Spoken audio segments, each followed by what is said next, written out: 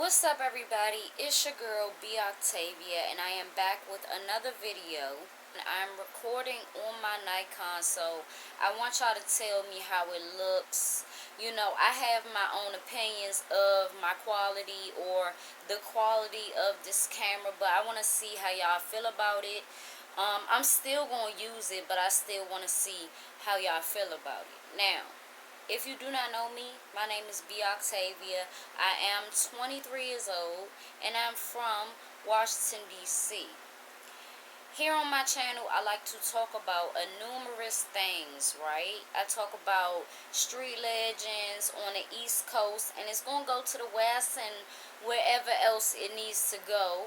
But right now, I'm on the East Coast with it. I talk about childhood trauma, things that I'm dealing with, insecurities, co-parenting, just everything across the board that comes to mind. And there is a new segment that I want to introduce to you guys, and that segment is Rap Rivalry series, okay? This series will be me breaking down and decoding the rivalries and feuds and beefs of the rap culture and of the hip hop industry, and how it affected society, what happened as a result of these beefs, and what we can take from it, both positive and negative. How can we learn from these situations? Because, a lot of times people look at it like, oh, that shit's so cool, he popping his shit, he popping his shit. Well, it don't really end there all the time. The beef shit don't end in the music. Sometimes, most of the time, it don't start in the music. So, we finna be breaking down the biggest rap rivalries in history, in our culture, in today's time, in the past, all that. So, this is episode 1. Episode 1 will consist of talking about Tupac versus Biggie. And I'm really going to get real with y'all now. A lot of people, like, I do respect legends, you know what I'm saying? And y'all will see that, from the street legends and whoever else I talk about. Always show respect, but I will never hold back on what I really feel and what I felt this whole time, about these two men, and the beef that started with them didn't end with them, and just really my point of view of it all. So, something that Tupac and Biggie have in common is that they was both born in New York.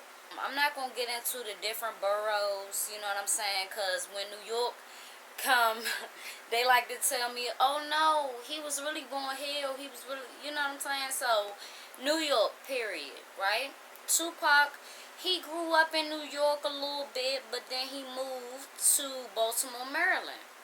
He went to a very nice school in Baltimore, Maryland. I believe it was like a performing arts school, which is really dope. Which is where he became friends with Jada Pinkett, really good friends actually. And Biggie was born and raised in New York, you know what I'm saying? Tupac stepped on the scene, and I don't know if he was doing music back then when Juice was when he was filming Juice. I'm not sure. Maybe he was in the beginning stages of forming who he was, who he wanted to be, and seeing what he really wanted to do with his life. Now, Juice really put him on the map, and rightfully so. That was a great movie, still is, cult favorite. Biggie stepped on the scene as a rapper, you know what I'm saying?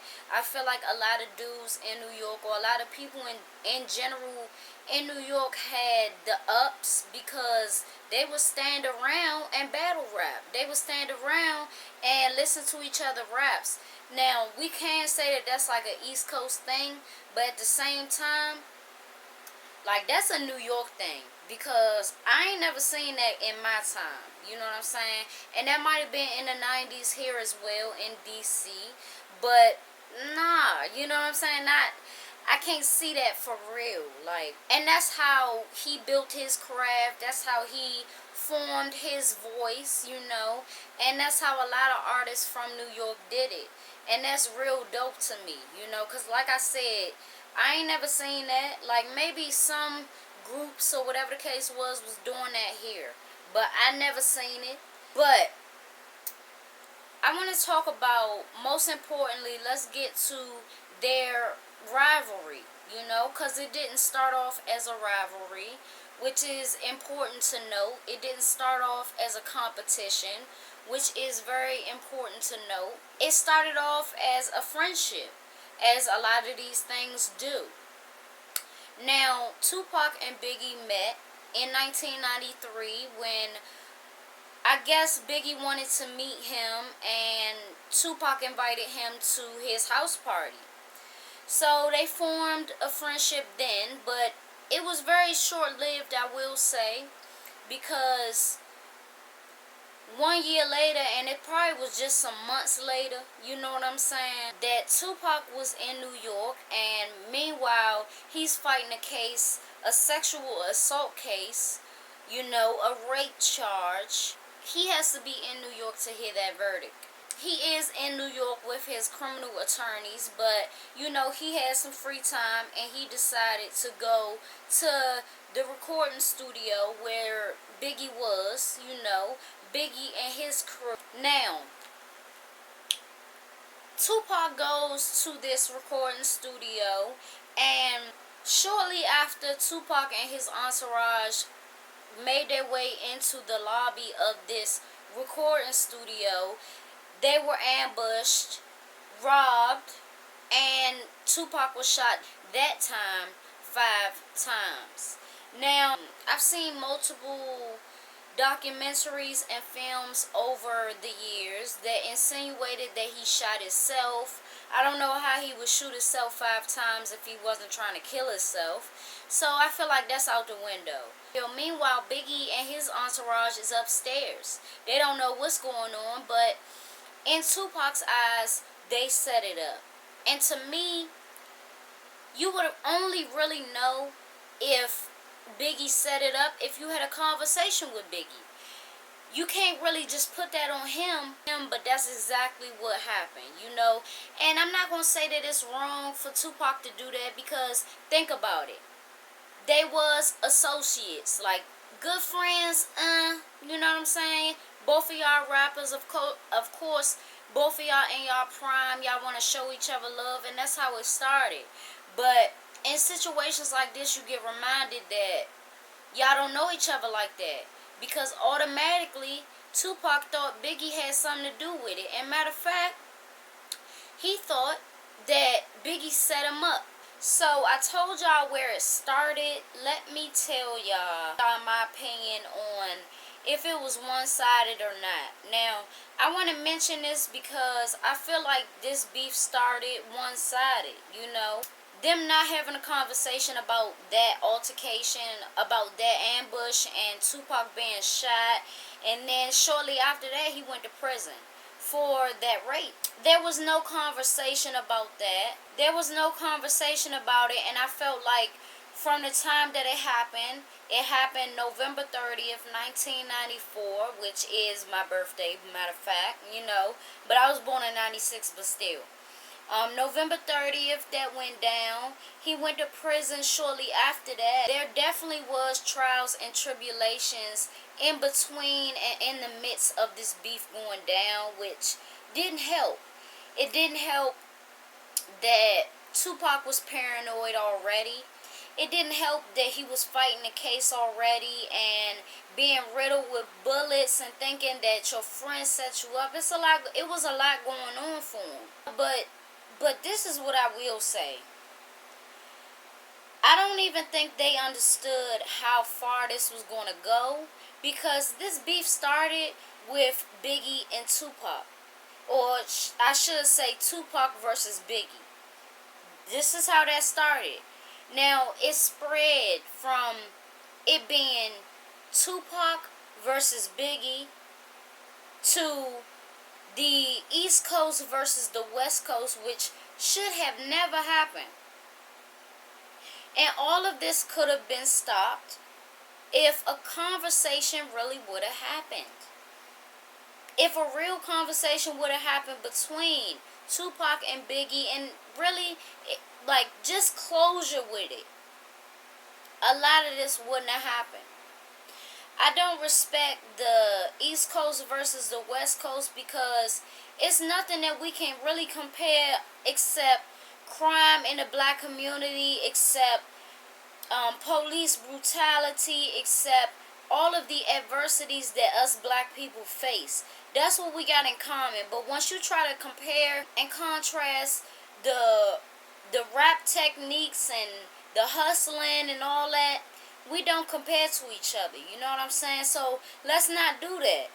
It should have never happened. The importance of having a real conversation between both sides. One representative on this side, one representative on the other side, could have really made a difference. And it's really sad that that didn't happen. And a lot of people want to say, you know, oh, Tupac was a real nigga, and that's true. But what about a real man? Think about it. How long is a real man gonna stay paranoid until he really confronts the issues that he needs to confront? Not long. But how long does it take a real nigga to do that same thing? It'll never happen. That's the thing that I don't respect. And a lot of people wouldn't tell Tupac that to his face. Listen, you gotta be a real man about it. If you really think this nigga set you up, please confront it. Because it going on for years and you holding that tension and resentment, it ain't gonna get you nowhere. It's not gonna get you nowhere far. This beef went way over their heads and went way over everybody's head. It didn't stay in the rap. A lot of people died behind this East Coast and West Coast beef, which again did not have to happen. The diss records did not have to happen. Don't get me wrong, Hit 'Em Up and Biggie's record was fire records. But at the end of the day, you have to remember that it don't stay in the rap. It definitely don't stay in the rap. Honestly, I'm just gonna be honest with y'all. This is, listen. Although Hit 'Em Up was a great record and it did amazing, you know, and it set a certain standard for music and for diss records in general. When you started off talking about a woman, that's very emotional to me. That means that you have to get something off your chest that is really bothering you, and you're not saying it to the person that you need to say it to. It don't take nothing. It wouldn't have took nothing for them to have a conversation. That's the sad part. But all of the emotion, all of the questions, all of that shit was fueled into this beef. And what I don't respect about this beef is that they let their entourages and the fans control it. You can never let them control something that they don't even understand. Y'all don't even understand. It's not y'all problem, and y'all keep trying to stir the pot. Why? Just separate that shit and have a conversation. Set a standard. I wish that would have happened. But it spun out of control. So, this is what I want to say about the youth and about people that's in their early 20s and shit like that, that have a voice and you know it. Now, you have to know and understand the power that your voice possesses. I'm 100% sure, and it makes me sad to say, that Tupac or Biggie didn't really understand or know the power that they had in their voice, in their voices. To feel powerful, that's one thing, and that feeling may fade, you know, or that feeling may come and go, but to know that your voice is powerful is a gift that a lot of people don't have. You gotta understand, to be powerful enough where a whole coast, think about that. That's a lot of states. A whole coast is behind you and willing to act on shit that you're not even telling them to do. Willing to move on your word. You got to know how powerful you is. And lastly, I want to talk about how this feud ended, because it didn't end pretty. It didn't end nice. And a lot of people still not taking the lessons that need to be took from it. For example, this feud ended between Tupac and Biggie with no closure and no conversation. No closure and no conversation. Let's talk about that. This feud started in 1994, and this feud sizzled down. Well, not really sizzled down, but you know what I mean. Like, the two people that were the main counterparts of this beef passed on, right? Tupac was shot September 7th, 1996. And this was the second time that he got shot. He was yet again riddled with bullets. He was 25 years old.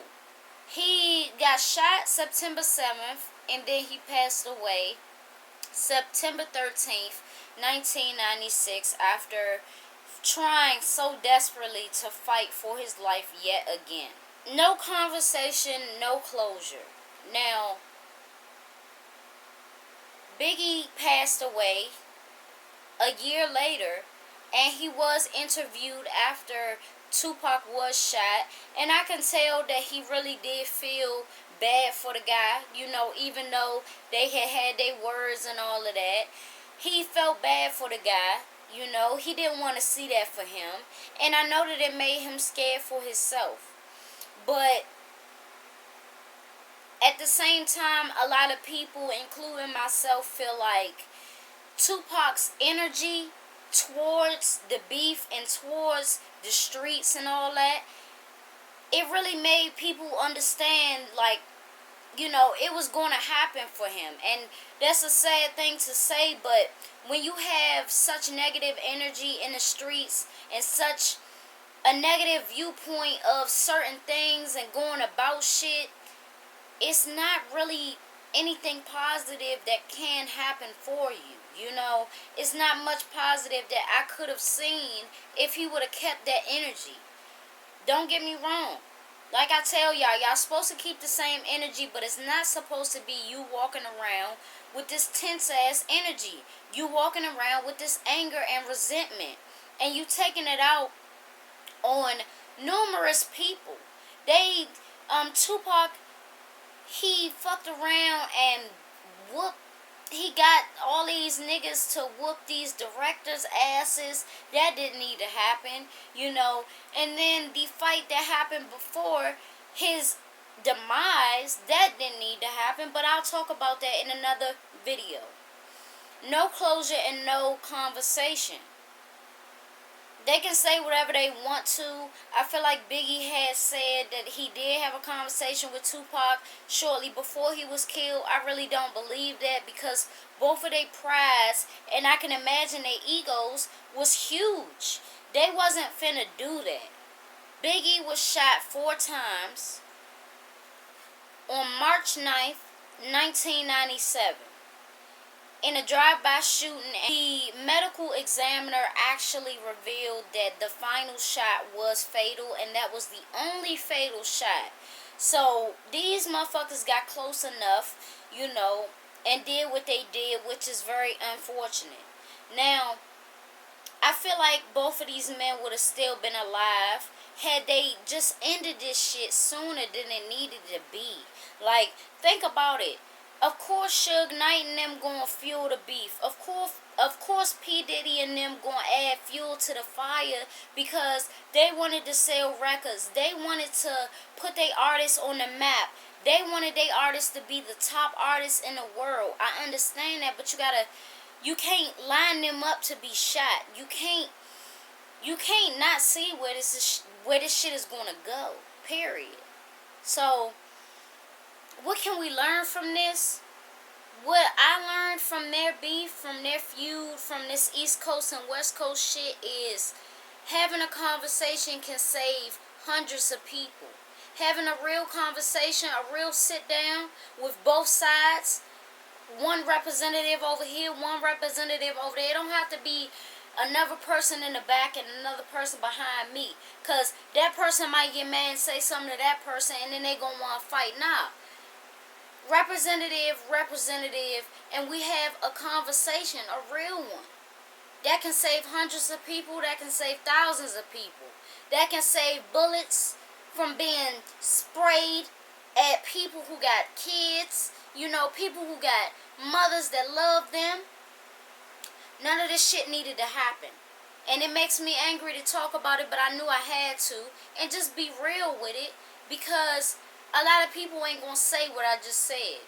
A lot of people not, Beefing don't end nowhere nice. It don't end nowhere pretty. We gotta learn from the past so that we can have a brighter future. I don't want to go nowhere no 24. Can't imagine that. I don't want to go nowhere no 25. But also, I don't want to be so clouded and egotistical and have so much pride that I don't see where my actions is going to take me. Period. It's your girl, B. Octavia. Rest in peace to the legends that paved the way for a lot of rappers in today's time.